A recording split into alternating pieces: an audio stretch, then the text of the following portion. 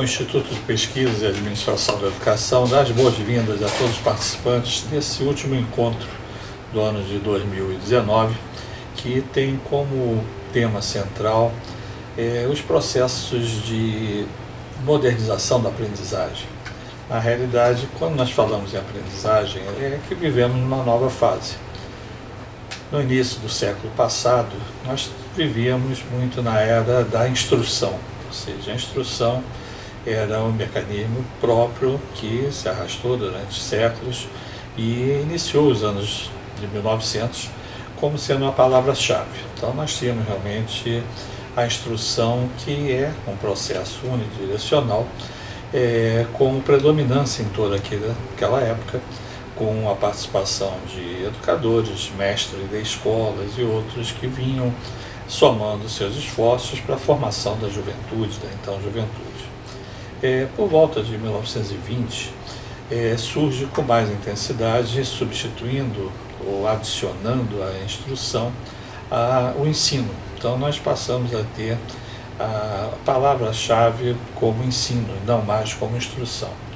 Até que em 1930, com especialmente os pioneiros da educação nova, passa a ser utilizado mais a educação.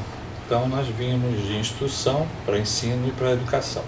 E a educação ficou sendo um sinônimo também de ensino, de instrução, mas trazendo um processo um pouco mais diferenciado, um pouco mais participativo por parte dos alunos, mas mesmo assim sendo muito unidirecional. Nessa virada de século, dos anos 2000, surge com maior intensidade a aprendizagem, que na realidade não é um sinônimo de ensino, de instrução, nem de educação. A aprendizagem é um caminho de mão dupla e vivemos numa era da aprendizagem. Então nós não podemos pensar exatamente em sermos donos do conhecimento, porque o conhecimento já é um bem público. Esse conhecimento participe, compartilhe em todos os momentos. Existem várias formas de você ter um processo de aprendizagem sem precisar ter o professor como sendo o único detentor do conhecimento.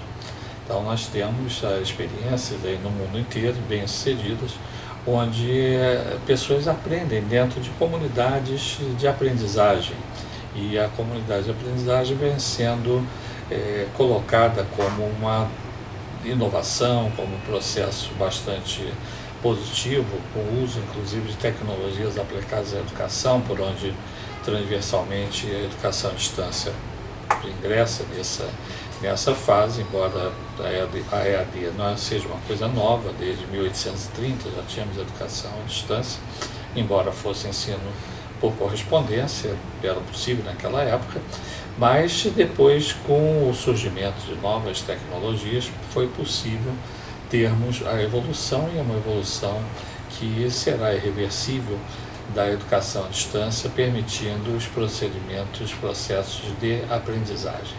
As comunidades de aprendizagem existem espalhadas pelo mundo inteiro, por todos os segmentos, e essa é a palavra que deva ser de presente, de futuro, a curto prazo, a longo prazo, mas nós devemos ter no mundo inteiro um fortalecimento do sistema de aprendizagem. Alguns casos, por exemplo, aí vem exemplos como a da França, da Escola 42, que é uma escola diferente, que tem o processo de aprendizagem sem a participação direta dos professores. Então é uma escola que foi um projeto piloto, já correndo bem, já crescendo para os Estados Unidos, já vindo inclusive para o Brasil. São Paulo deverá ter uma primeira escola 42, que é uma terminologia que foi definida por um grupo de empresários que resolveram bancar esse modelo, e tem corrido bem, com resultados bastante exitosos. Não quer dizer que nós vamos afastar a figura do orientador de aprendizagem, do professor, mas não há mais espaço de termos aquele que era detentor único do conhecimento e os alunos do outro lado, os aprendizes do outro lado, recebendo sem o acompanhamento desse processo de aprendizagem. E é necessário que isso ocorra. Se nós observarmos a experiência do mundo, alguns países avançaram fortemente na melhoria da educação do seu povo através de investimentos que foram feitos fortemente em modelos diferentes. Nós temos, por exemplo, Portugal, um bom exemplo desse sentido, que há 40 anos atrás investiu fortemente na formação do jovem, de forma que nós não temos hoje em Portugal as famílias como eram há 40 anos atrás, muito repletas de analfabetos ou de baixos conhecimentos. Hoje, esses que há 40 anos atrás eram crianças, hoje já são adultos e os filhos deles hoje têm um processo muito melhor de desempenho. Então você tem que notar que é um processo de longo prazo, você não reverte esse cenário a curto prazo com políticas específicas, como alfabetização de adultos, como políticas de formação, mas você tem que dar startar esse procedimento. Então, o que nós temos dentro desse sistemático são esforços concentrados pelo poder público, pela iniciativa privada. O Brasil tem esse universo de 220 mil escolas, entre 35, 40 mil escolas particulares e as demais escolas públicas, com uma forte predominância de escolas municipais, escolas estaduais mais centradas no ensino médio e o ensino superior, com uma concentração grande na rede privada. Então, ela inverte essa pirâmide e nós temos que notar que existem grandes grupos educacionais investindo em educação e existem belíssimas experiências em municípios pequenos, cidades pequenas, que têm resultados sendo surpreendentemente colocados de forma muito bem acentuada. Agora, uma coisa que é claro, isso estamos aí recentemente com os resultados do PISA, desse programa internacional, que mostrou mais uma vez que o Brasil tendo um resultado muito ruim, tanto nas três áreas, na matemática, nas ciências e na leitura. Os alunos brasileiros foram muito fracos em termos e evoluíram muito pouco. Então não adianta ficar discutindo se foi culpa do governo passado, se é culpa desse governo, não, isso não interessa. Mas o que nós temos que convir é que os resultados concretos, nós tivemos 10 mil alunos fazendo PISA de 650 instituições aproximadamente no Brasil, que fizeram essas provas de avaliação, de conhecimento, e tiveram realmente os resultados pífios. E o Brasil ficou, mais uma vez, muito mal nesse ranking, perdendo para países vizinhos nossos da América Latina e estando distanciado fortemente de nações que investiram fortemente em educação. Mas não devemos estar chorando o passado, nós precisamos olhar para frente e caminhar nessa direção com observação, com estudos, com grupos de trabalho. Mas uma coisa é certa, nós precisamos investir fortemente na formação dos professores. O professor ele foi formado ainda no modelo, a grande parte dos professores foi formado há 20 anos atrás, aproximadamente, foi formado num modelo que era um modelo que já está obsoleto. Então, há ainda resistências fortes ao uso de tecnologias.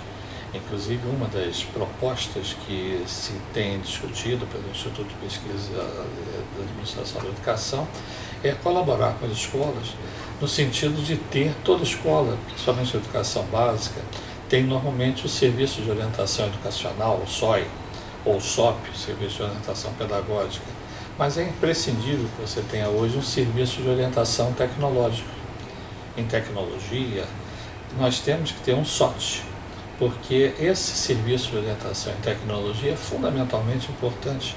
Nós temos professores bons, mas que não dominam a tecnologia, e a tecnologia é fundamentalmente dominada pelos alunos. Então você tem a participação do aluno, a participação do jovem, que já está numa geração nova, numa geração Z, que nasceram digitalmente. Então eles têm um domínio muito grande de todas as técnicas. Hoje qualquer criança pega um celular, um tablet, faz coisas que você fica admirado de saber como é que ele aprendeu, quem é que ensinou a ele. Não, assim, ninguém ensinou. Essa é uma diferença do jovem para o adulto. O adulto tem medo de errar. Então é que nem língua. Quando você aprende língua, a criança fala muito mais rapidamente, aprende muito mais do que um adulto.